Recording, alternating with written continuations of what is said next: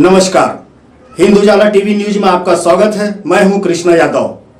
मानव की मदद करना एवं उनकी सेवा करना ही सच्ची सेवा है, ऐसा कहना है मानव सेवा में समर्पित संगठन अखंड भारत विचार मंच के राष्ट्रीय अध्यक्ष मनोज कुमार सिंह का।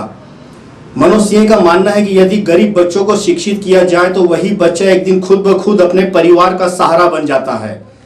इसी उद्देश्य को लेकर चलते हुए पश्चिम नागपुर के तमाम गरीब परिवार से जुड़े बच्चों को शिक्षित करने का कार्य विगत कई वर्षों से निरंतर करते आ रहे हैं। भारतीय जनता पार्टी के वरिष्ठ नेता एवं केंद्रीय मंत्री नितिन गडकरी के कार्यों से प्रेरणा लेकर ही मनोज कुमार सिंह अपने सामाजिक दायित्वों को बखूबी निभा रहे हैं। सिंह साहब, ये बताइए, आपकी संगठन किस प्रकार के कार्य करती है? सर, हमारी संगठन अखंड भारत विचार मंच के नाम से हम लोग पिछले 6 सालों से काम कर रहे हैं इस संगठन के मार्फत, और हर जगह हर एरिया में पश्चिम नागपुर में पूरे जो भी मानव सेवा के लिए पूरी संगठन समर्पित है। मानव सेवा में किसी को भी मेडिकल से लेके किसी भी प्रकार की सहायता होती है तो संगठन की तरफ से पूरी कोशिश होता है कि उसको पहुँच के हम लोग सहयोग करें। कहीं से भी किसी के मार्फत फोन आता है, चाहे उसे खाने पीने की तकलीफ़ हो, मेडिकल में कुछ उसको तकलीफ़ हो, दवाइयाँ अगर होम क्वारंटाइन है नहीं उसको मिल पा रही हो, तो ये पूरा संगठन के मार्फत से उसको सहयोग किया जा रहा है। ऑक्सीजन सिलेंडर नहीं है तो भी, इसके अलावा पहले से भी हम लोग 5 साल से, जैसे मेन हमारा मुख्य उद्देश्य है एजुकेशन, बच्चों की शिक्षा से संबंधित। तो अगर कहीं कोई बच्चा है, गरीब है और पढ़ना चाहता है तो उसके स्कूल फीस में भी हम लोग सहयोग करते हैं। बुक्स पूरी प्रोवाइड करते हैं। बुक्स तो बस्ती बस्ती में भी हमारे संगठन के मार्फत बांटा जाता है। जो भी बच्चा पढ़ना चाहे उसको फ्री में जगह जगह पे हम लोगों के मार्फत ट्यूशन क्लासेस लिए जाते हैं। जो कुछ लोग पढ़े लिखे हैं बच्चे हैं या कुछ ऐसे टीचर्स हैं जो कि बच्चों को फ्री में शिक्षा देने के लिए हैं, उनके पास उनके साथ मिलके संगठन के मार्फत उनको एक जगह एकत्रित किया जाता है बच्चों को, और वहाँ पे वो जो भी उनके कुछ कमजोरियां हैं, जिस विषय में उनको ज़्यादा कुछ समझना है, वो टीचर के मार्फत समझाया जाता है। तो मेन बच्चों को हम लोग चाहते हैं कि शिक्षित हों। बच्चे अगर शिक्षित होंगे तो वे खुद ही अपने परिवार का विकास करेंगे। आज जो बस्तियों में रह रहे हैं बच्चे पढ़ नहीं पा रहे हैं, उसकी वजह से वो पीढ़ी दर पीढ़ी वैसे ही होते जा रहे हैं। लेकिन अगर वो शिक्षित होते हैं तो खुद ही अपने परिवार का विकास वो करते हैं। इसलिए हम लोगों का प्रयास रहता है शिक्षा के माध्यम से भी बच्चों का विकास करना। आप राजनीतिक पार्टी से भी जुड़े हुए हैं? जी हाँ, हम सभी ये जो हम लोगों को प्रेरणा मिली है, ये हमारे आदरणीय नितिन गडकरी जी, जो वो तो बोला जाए हम लोगों के लिए कि समुद्र हैं, विशाल उनकी ये है, उन्हीं से प्रेरणा मिली है करके हम लोग पूरी कोशिश कर रहे हैं कि हम लोग भी उनके पद चिन्हों पे चलते हुए कुछ समाज के लिए कर सकें।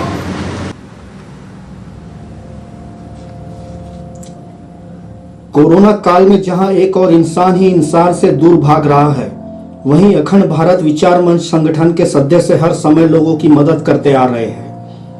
पश्चिम नागपुर के उन सभी गरीब परिवारों को जिनके पास राशन कार्ड नहीं है, ऐसे लोगों को अनाज उपलब्ध कराया जा रहा है। मेवो एवं मेडिकल हॉस्पिटल के समीप भोजन की व्यवस्था भी कराई गई है। अखंड भारत विचार मंच के राष्ट्रीय अध्यक्ष मनोज कुमार सिंह ने कहा कि गरीब परिवारों की मदद करना ही संगठन का प्रमुख उद्देश्य है। कोरोना काल में विपत्ति में आपने कुछ विशेष सहायता की है प्रभागवासियों के लिए, ऐसा कौन सी खास सहायता है?